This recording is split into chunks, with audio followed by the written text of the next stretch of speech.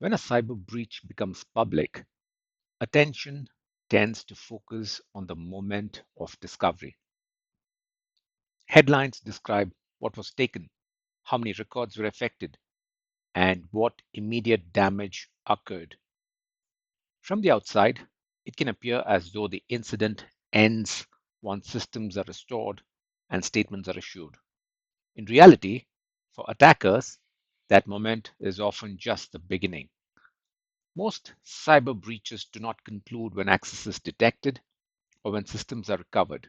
Instead, stolen data enters a secondary life, one that unfolds quietly over time across underground markets and criminal ecosystems. Understanding this afterlife of stolen data is essential for grasping why cyber risk persists long after an incident appears resolved.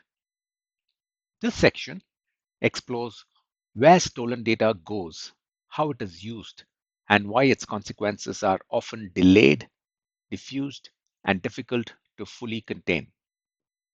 What people mean by the dark web. The term dark web is often used loosely, sometimes dramatically. It is important to clarify what it actually refers to. The dark web is not a single place. It is a collection of online services and marketplaces that operate on networks designed to obscure identity and location. Access typically requires specialized software that routes traffic through multiple layers of encryption. These networks are not inherently criminal. They were originally designed to support privacy and anonymity. However, their characteristics make them attractive environments for illicit activity. Within this ecosystem, marketplaces, forums, and communication channels exist where stolen data is exchanged, discussed, and monetized. The dark web is best understood not as a shadowy mirror of the internet, but as an infrastructure layer that enables anonymity. What matters is not the mystique, but the economic activity that takes place there. Stolen data as a commodity. Once data is stolen, it becomes a commodity. It is packaged, categorized, priced, and sold. Credentials, personal information, documents, internal communications, and system access are all treated as assets with market value. The value of stolen data depends on several factors: freshness, accuracy, uniqueness, scope, and potential for reuse.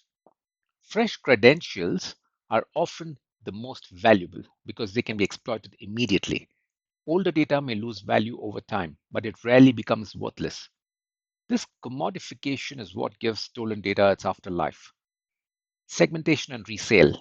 Stolen data is rarely used by a single actor for a single purpose. Instead, it is often segmented and resold. One buyer may use credentials for fraud, another may use the same credentials to attempt access elsewhere. Another may combine the data with other data sets to create more complete profiles. This reuse multiplies impact. What appears as a single breach from the outside can fuel dozens of hundreds of downstream activities over months or years.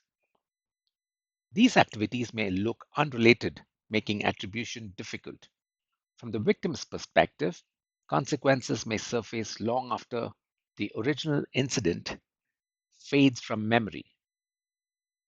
Specialized markets and roles. Just as cybercrime has become industrialized, so has the handling of stolen data. Different actors specialize in different stages. Some focus on acquiring data, some specialize in packaging and cleaning it, some operate marketplaces, some focus on fraud, impersonation, or extortion, some provide laundering or monetization services. This specialization increases efficiency and scale. It also means that attackers do not need to know how stolen data will ultimately be used. They only need to extract it and move it into circulation. Once data enters these markets, control is effectively lost. Credentials and identity abuse. One of the most common forms of stolen data is credentials. Usernames and passwords are valuable not only for the systems they originally belonged to, but because of reuse. Many people reuse credentials across platforms, services, and contexts. This allows attackers to perform credential stuffing attacks, testing stolen combinations across multiple environments automatically. Even when passwords are changed after a breach, the data may still be useful for profiling, social engineering, or inferring patterns. This is one reason why breaches can have effects that appear disproportionate to the original incident. Data aggregation and long term risk. Stolen data gains value when combined. Isolated data points may seem benign. Aggregated, they become powerful. Attackers often combine data sets from multiple breaches to build detailed profiles. These profiles can be used to craft convincing social engineering attacks, impersonation attempts, or influence campaigns. This aggregation happens quietly. No single breach provides a complete picture, but over time, repeated exposure creates cumulative risk. This is why cyber risk is often non-linear. Impact grows as data sets intersect. Extortion and delayed leverage. Stolen data is not always used immediately. In some cases, attackers hold data in reserve. They wait for moments of leverage, organizational change, public events, or heightened sensitivity. Extortion does not always follow immediately after a breach.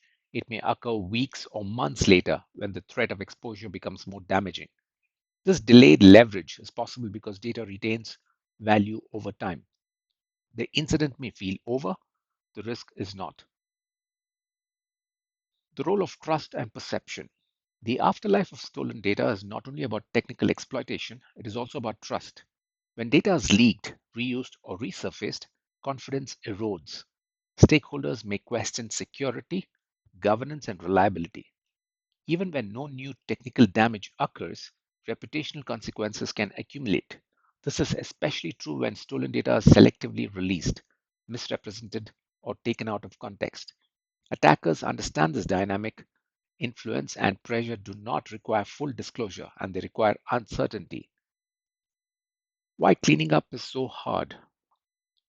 After a breach, organizations often focus on remediation, patching systems, resetting credentials, and strengthening controls. These steps are necessary, but they do not undo the circulation of data. Once data has been copied, it cannot be recalled. Once it has been shared, it cannot be fully traced. Once it has been aggregated, its influence persists. This does not mean response is futile. It means expectations must be realistic. Cyber incidents do not end cleanly, they fade unevenly. Monitoring the afterlife. Understanding the afterlife of stolen data has practical implications. It explains why monitoring does not stop when systems are restored. It explains why identity protection, fraud monitoring, and vigilance continue long after the initial incident. It also explains why communication and transparency matter.